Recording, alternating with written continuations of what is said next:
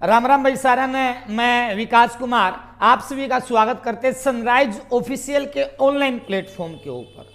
मेरे दोस्त जैसा कि आप लोगों को पता होगा दौर चला हुआ वैकेंसियों के अंदर दौर चला हुआ है। कई वैकेंसी एसएससी जीडी के अंदर आने वाली है, रेलवे आरपीएफ के अंदर आने वाली है, एचटेट के फॉर्म निकले हुए हैं और मेरे दोस्त दिल्ली पुलिस के लिए मेरे दोस्त आप लोगों को पता है एग्जाम चले हुए हैं। तो इसी के मद्देनजर रखते हुए मेरे दोस्त आज मैं क्लास लेकर के आया हूं और वो क्लास भारतीय इतिहास की क्लास लेकर के आते हैं। मैंने पिछली क्लास के अंदर एक वंश लिखवा था, हरियक वंश लिखवा था। एचटेट वालों के लिए बड़ा महत्वपूर्ण है, एसएससी वालों के लिए भी बड़ा महत्वपूर्ण है। तो आज मेरे दोस्त इस क्लास के अंदर मैं एक टॉपिक की अगला जो टॉपिक आता है वहां से मेरे दोस्त शुरुआत होगी और उस टॉपिक का नाम पड़ता है मेरे दोस्त क्या आपने एक नाम सुना होगा, एक वंश का नाम आता है और उस वंश का जो नाम पड़ता है मेरे दोस्त क्या पड़ता है, शिशुनाग वंश पड़ता है। यहां से कई बार एग्जाम के अंदर क्वेश्चन आ चुका है और कई बार एग्जामिनर एग्जाम के अंदर यहां से मेरे दोस्त क्वेश्चन पूछता है और वो क्वेश्चन क्या क्या पूछता है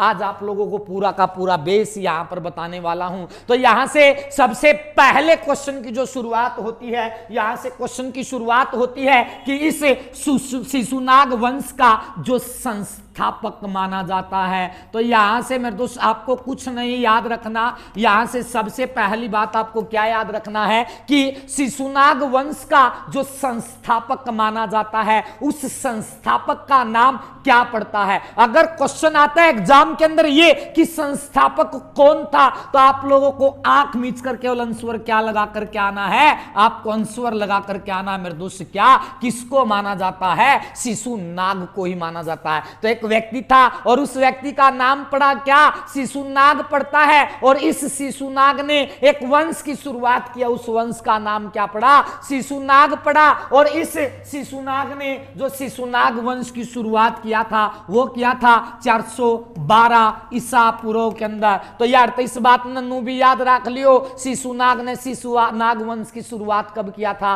412 ईसा पूर्व के अंदर किया था। कई बार एचटेट जैसे एग्जामों के अंदर क्वेश्चन पूछ लिया जाता है कि इस ईसा पूर्व को क्या कहते हैं, ईस्वी को क्या कहते हैं। अगर ईसा पूर्व मिलता है तो इसके स्थान पर मेरे दोस्त आप क्या लिख सकते हो, बीसी लिख सकते हो। इसका मतलब क्या होता है, क्यों इसको बीसी लिखते हैं, इसका मतलब यह होता है जो ईसा मसीह जो थे ना उसके जन्म से पहले की जो घटना थी उसको क्या कहते हैं, ईसा पूर्व कहते हैं। या इसके स्थान पर मेरे दोस्त क्या लिखा मिलता है, ईस्वी लिखा मिलता है। अगर ऐसी चीज लिखी मिलती है तो आप इसका आंसर क्या लगा करके आओगे, इसके स्थान पर आप क्या लिख सकते हो, एडी लिख सकते हो। और इसका मतलब होता है मेरे दोस्त क्या, ईसा मसीह के जन्म के बाद की घटना के बाद हम क्या लिखते हैं, ईस्वी लिखते हैं। इससे पहले की घटना को क्या लिखते हैं, ईसा पूर्व लिखते हैं। वापिस आते हैं मेरे दोस्त कहां पर, शिशुनाग वंश के ऊपर। तो संस्थापक कौन था, शिशुनाग था। इसने शिशुनाग वंश की शुरुआत कब किया था, 412 ईसा पूर्व के अंदर किया था। इसके बाद में दूसरा एक क्वेश्चन लिखना है, जो ये शिशुनाग जो था ना ये गद्दी पर बैठने से पहले, ये गद्दी पर बैठने से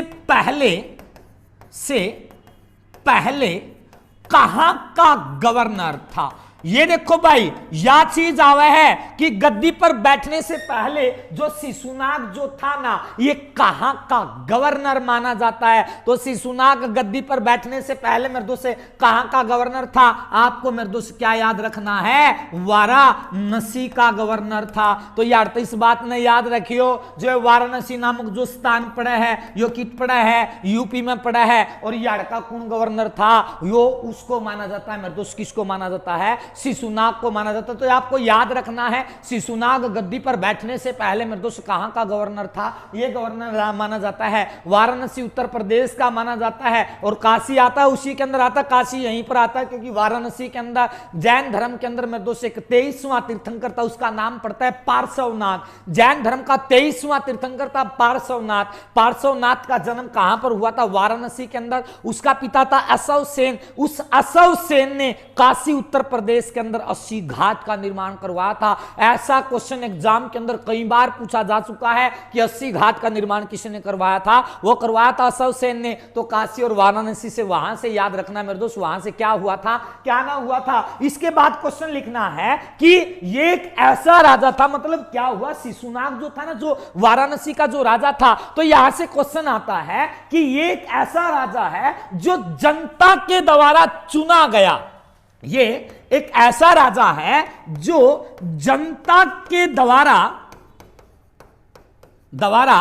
चुना गया। तो यहां से याद रखना, ये एक ऐसा राजा है जो जनता के द्वारा चुने गया मगध का राजा था। आपने एक बात सुना होगा, मगध एक साम्राज्य था, और वो मगध साम्राज्य जो था ना, वो सप्त शक्तिशाली साम्राज्य होया है। इस बात में याद रखियो, सप्त शक्तिशाली जो महाजनपद था उसका के नाम पड़ा है, मगध पड़ा है। और इस मगध की जो राजधानी थी उसका नाम पड़ा है, के पड़ा है, राजगृह पड़ेगा, या इसके स्थान पे के पड़ेगा, राजगिरी पड़ेगा। और इस राजगिरी या मगध का जो ऐसे राजा का नाम बताओ जिसको जनता ने चुना था। तो जनता के द्वारा चुना गया राजा मगध का कौन था? याद रखियो मेरे दोस्त, कौन था? शिशुनाग था, जो गद्दी पर बैठने से पहले कहां का गवर्नर माना जाता है? वाराणसी का गवर्नर माना जाता है। इसके बाद क्वेश्चन आपको क्या लिखना है, इसके बाद थोड़ा सा अगर हम आगे चलते तो यहां से क्वेश्चन क्या आता है कि इस शिशुनाग ने जो अपनी राजधानी बनाई थी,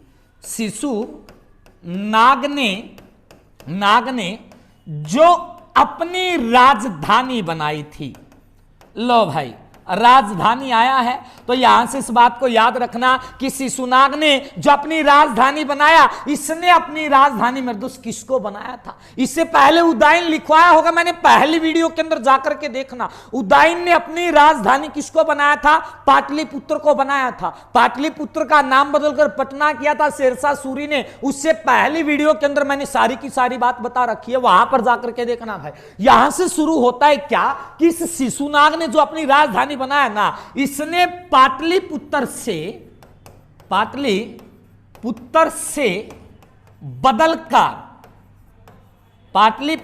बदलकर इसने अपनी राजधानी किसको बना लिया? वो बना लिया मेरे दोस्त किसको? वैशाली को बना लिया। तो यहां से याद रखना, इसने अपनी राजधानी को पाटलिपुत्र से बदलकर इसने अपनी राजधानी किसको बना लिया? वैशाली को बना लिया। और ये वैशाली नामक जो स्थान पड़ता है वो कहां पर पड़ता है? आपको आंख मीचकर अंसुअर लगा करके आना है मेरे दोस्त, क्या बिहार के अंदर पड़ता है। अभी तक तो किसी का कोई कंफ्यूजन ना होगा, गारंटी देता हूं मेरे दोस्त। यहां से एसएससी जीडी के अंदर, रेलवे के अंदर और एचटेट के अंदर तो मेरे दोस्त धुआं करने वाली है ये वीडियो। मजाक लगेगा, अभी नया हूं ये सोचोगे नहीं भाई बहुत पुराना खिलाड़ी हूं। तो यहां से मेरे दोस्त हर चीजों को लिखकर चलना। इसके बाद क्वेश्चन लिखना है, इस शिशुनाग ने क्या किया था? इस शिशुनाग ने एक स्थान था, उस स्थान का नाम पड़ता है मेरे दोस्त क्या? अवंती नामक स्थान पड़ता है। और ये अवंती नामक जो स्थान पड़ता है ना, ये अवंती नाम का मेरे दोस्त क्या था? एक महाजनपद था। और इस अवंती नाम के महाजनपद की क्या थी? एक राजधानी थी जिसका नाम पड़ता है उज्जैनी। और ये अवंती नामक एक स्थान है जो कि कहां पर पड़ता है? आपको याद रखना है मेरे दोस्त, कहां पर? मध्य प्रदेश के अंदर पड़ता है। जो अवंती नामक जो स्थान मध्य प्रदेश के अंदर पड़ता है ना, इस शिशुनाग ने इस अवंती नामक साम्राज्य को भी मेरे दोस्त क्या कर लिया था? जीत लिया था। तो यार तुम भी याद रखनी है, अवंती को किसने जीता था? अवंती को जीतने वाला व्यक्ति कौन था? शिशुनाग था। इसके बाद गद्दी पे बैठेगा कौन? इसका एक छोरा था, इसके छोरे का नाम क्या पड़ा है? याद रखियो, काला शोक पड़ा है, काला शोक। तो याद रखना है। इसके बाद एक शिशुनाग वंश की जो गद्दी पे बैठेगा वो कौन बैठेगा? काला शोक बैठेगा। नू याद रखने की जरूरत नहीं कद बैठेगा, लेकिन फिर भी लिखवाएंगे। 396 से लेकर काला शोक का जो साम्राज्य था ना, 396 से लेकर 396 में भाई कभी कोई सोचे कि क्या लिख दिया, तो याद रखना 396 से लेकर 366 ईसा पूर्व तक मेरे दोस्त क्या था, इसका साम्राज्य था। लेकिन क्वेश्चन एग्जाम के अंदर नहीं आता। 396 से 366 आप सोचोगे मेरे दोस्त क्या था, ईसा पूर्व, जन्म से पहले की घटना। और जन्म से पहले की घटना मेरे दोस्त हम क्या करते हैं, पीछे जाते हैं। अगर ईस्वी होता तो मैं आगे जाता, ईसा पूर्व है तो मैं कहां पर जाऊंगा, पीछे की दुनिया के अंदर जाऊंगा भाई। तो 396 से 366 ईसा पूर्व तक मेरे दोस्त क्या था, काला शोक का एग्जाम में कोने हुआ है यार, तनु याद रखना है काला शोक था के। इस काला शोक ने याद रखियो, काला शोक ने दूसरी बौद्ध संगति के अंदर, दूसरी बौद्ध संगति के अंदर, दूसरी बौद्ध संगति की जो अध्यक्षता किया था। तो यार यह बात याद रखनी है, ऐसे व्यक्ति का नाम बताओ जिसने दूसरी बौद्ध संगति की अध्यक्षता करी थी। वह किसने करी थी, काला शोक ने करी थी। मतलब काला शोक के शासनकाल में क्या हुई थी, दूसरी बौद्ध संगति हुई थी। और यू काला शोक जो है ना, दूसरी बौद्ध संगति अध्यक्षता नहीं, इसने शासनकाल में हुई थी भाई। पहली बौद्ध संगति हुई थी भाई, वह हुई थी राजगृह के अंदर हुई थी, दूसरी वैशाली के अंदर हुई थी, तीसरी राज ने वैशाली के अंदर, तीसरी हुई पाटलिपुत्र के अंदर, और चौथी कहां पर हुई थी, कुंडलवन कश्मीर के अंदर। पहली बौद्ध संगति की जो अध्यक्षता जो किया था, वो किया था मेरे दोस्त किसके द्वारा किया गया था, उसका नाम पड़ता है महाकश्यप के द्वारा किया गया था। अजात शत्रु का शासनकाल था। दूसरी बौद्ध संगति हुई, वह पहली 483 में थी, दूसरी 383 में थी। दूसरी बौद्ध संगति हुई थी काला शोक के शासनकाल में हुई थी, वो जो महापद्मनंद जो था उसने उसकी अध्यक्षता करी थी। तीसरी बौद्ध संगति हुई थी भाई किसके शासनकाल में, अशोक के शासनकाल में हुई थी, और उसकी अध्यक्षता किसने करी थी, मोगलीपुत्र तीसरा ने करी थी। और चौथी बौद्ध संगति हुई थी मेरे दोस्त कनिष्क के शासनकाल में, अध्यक्षता करने वाला एक व्यक्ति था जिसका नाम पड़ता है अशोक घोष पड़ता है। या तो अशोक घोष में लगा या वसुमित्र में लगा, चारों की चारों बौद्ध संगति मैंने बौद्ध धर्म के अंदर बताई थी। तो यार अध्यक्षता ना लिखियो, अध्यक्षता की जगह नू लिख लो। दूसरी बौद्ध संगति किसके शासनकाल में हुई थी, काला शोक के शासनकाल में हुई थी। इसके बाद एक क्वेश्चन और लिखना है, यो काला शोक जो था ना, इसको एक उपाधि मिली। तो यार यह बात याद रखियो, काला शोक जो था ना, इसको मेरे दोस्त क्या मिली, एक उपाधि मिली। और इसकी जो उपाधि मिली थी ना, उस उपाधि का नाम पड़ता है मेरे दोस्त क्या, कार्क वर्णिन की उपाधि। तो यह उपाधि याद रखनी, काक वर्णिन की उपाधि। ईसाई पेपर में होगा, जो काक वर्णिन की उपाधि मिली ना, इसका मतलब होता है मेरे दोस्त क्या, कि वो काला शोक जो था ना, इतना काला था, इतना काला था कि भैंस भी काला था, को काग भी काला था। अगर किसी भैंस का बाछड़ू मर जाए ना, काटड़ू मर जाए, उस भैंस के नीचे इसने छोड़ दो तो भैंस पूंछ आओगी। वो इतना काला था, इतना काला की उपाधि किसको मिली, काला शोक को मिली थी। इसके बाद क्वेश्चन लिखना है, इसके बाद मेरे दोस्त क्वेश्चन आता है कि इस कहते हैं ना, इस शिशुनाग वंश का जो अंतिम शासक पड़ता है।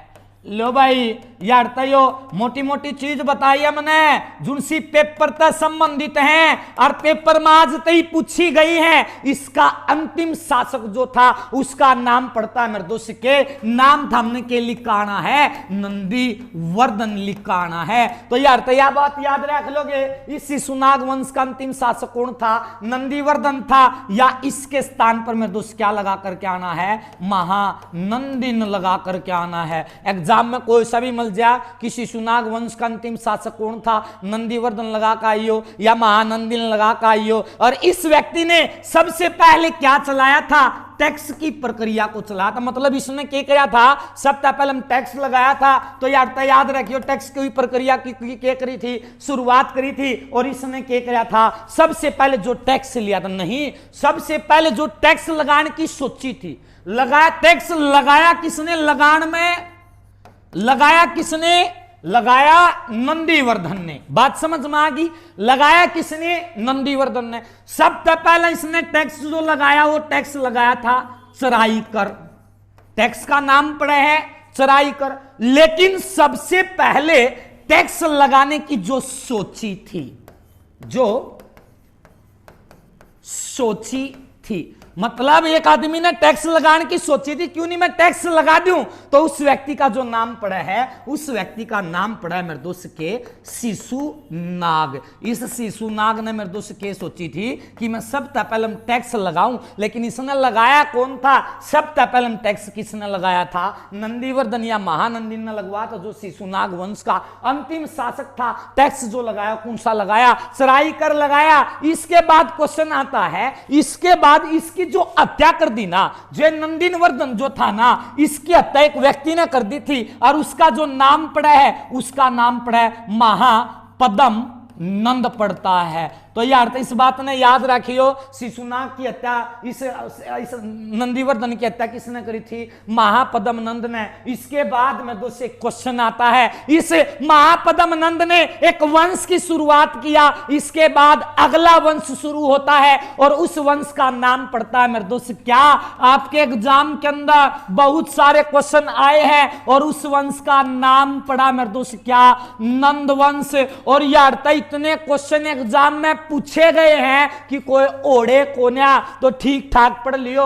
नंदवंश, इस नंदवंश का जो संस्थापक माना जाता है, इसे नंदवंश का जो संस्थापक माना जाता है, इसका संस्थापक कौन था? तो याद रखना, अभी अभी तो बताया है मैंने, किसने हत्या किया था? महापद्म नंद ने किया था कि ना किया था? तो नंदवंश का संस्थापक कौन था? याद रखना मेरे दोस्त क्या? महापद्म नंद था। लो भाई यार तन्नुए याद रखनी है ताई यारो कि इस नंदवंश का संस्थापक कौन था? महापद्म नंद था। इसके बाद क्वेश्चन आता है, जो महापद्म नंद है ना यार, तक कई क्वेश्चन बनेंगे। ईबी में एक क्वेश्चन तो इशारा है जो डी ग्रुप के एग्जाम में पूछा गया था, वो क्वेश्चन के पूछा गया था ये बताऊंगा। एक अभिलेख होगा, उस अभिलेख का नाम पड़े के हाथी गुम्फा अभिलेख। तो एक अभिलेख है हाथी गुम्फा अभिलेख है, तो यार तो याद रखियो अभिलेख हाथी गुम्फा अभिलेख। हाथी गुम्फा अभिलेख से यह पता लगता है हाथी गुफा अभिलेख से यह पता लगता है कि सबसे पहले लो भाई, सबसे पहले कलिंग पर, ये कलिंग मुझको दूसरी लाइन में लिखना है भाई, ये लो, सबसे पहले कलिंग पर आ जाना, सबसे पहले कलिंग पर आक्रमण किया था। यह बात न्यारी थी, ये कलिंग पड़ता कहां पर है? जो कलिंग नामक जो स्थान है ना, ये पड़ता है मेरे दोस्त, इसका जो अब नाम है, इसका अब नाम के पड़ा है उड़ीसा पड़ा है। और हरियाणा डी ग्रुप के एग्जाम में यो एक क्वेश्चन आ रहा था, कलिंग का पहले मतलब कलिंग को अब किस नाम से जानते हैं? और पेपर में एक छोटी सी चीज थी, उड़ीसा, बालक कर्नाटक लगा कर, कर्नाटक ने कलिंग का अब वर्तमान में नाम क्या पड़ा है? उड़ीसा पड़ा है। और जो उड़ीसा जो पड़ा है ना, पहले क्या था? बौद्ध धर्म का, सॉरी जो ये क्या नाम है, महान जो अशोक था ना, ये अशोक जो आएगा मौर्य साम्राज्य से जो आता है, कलिंग के ऊपर इसने मेरे दोस्त 261 ईसा पूर्व के अंदर आक्रमण किया था। और वहां पर जाकर के मेरे दोस्त क्या हुआ था? वहां पर इतना रक्त बहा था, वहां पर इसका हृदय परिवर्तन हुआ था मेरे दोस्त। वहां से मेरे दोस्त क्वेश्चन के अंदर मेरे दोस्त वो कलिंग यहां पर भी आया है। तो कलिंग पर सबसे पहले आक्रमण किसने किया था? महापद्म नंद ने किया था। इसके बाद इसी महापद्म नंद को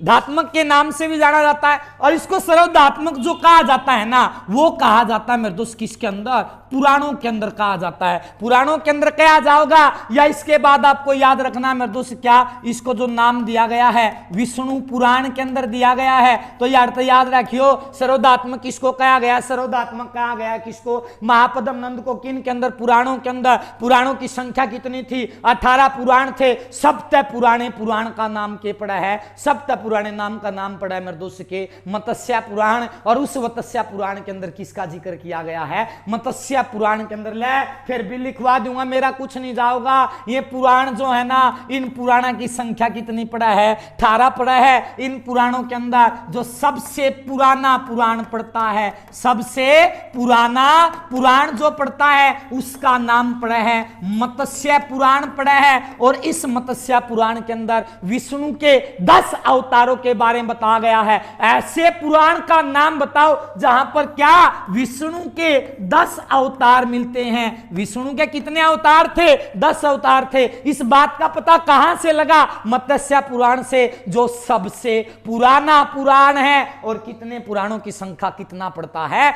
18 पुराणों की संख्या पड़ती है। बात क्लियर हुआ का ना हुआ तो कमेंट बॉक्स में मेरे दोस्त ये बात लिखकर जरूर बताया करो। इसके बाद में दोस्त जो बात आती है, इसके बाद में दोस्त, इसके बाद जो गद्दी पर बैठेगा ना, उस व्यक्ति का नाम जो पड़ता है उसका नाम क्या पड़ता है? घनानंद पड़ता है। तो यार तो यह बात और याद रखियो भाई, घनानंद जो था, लो भाई एक सॉरी दोबारा लिखूंगा, इसके बाद एक व्यक्ति का नाम आओगा और उस व्यक्ति का के नाम पड़ा है? घनानंद पड़ा है। जो घनानंद था ना यार, तभी एक क्वेश्चन गणा को सूता हुआ है और वो क्वेश्चन के पूछा गया एग्जाम में, थोड़ा सा ध्यान यार तभी दियो। घनानंद जो था ना, ये घनानंद किसका समकालीन था? यार तो ये क्वेश्चन कई बार एग्जाम में पूछ लिया, घनानंद किसका समकालीन था? मेरा था। किसका समकालीन?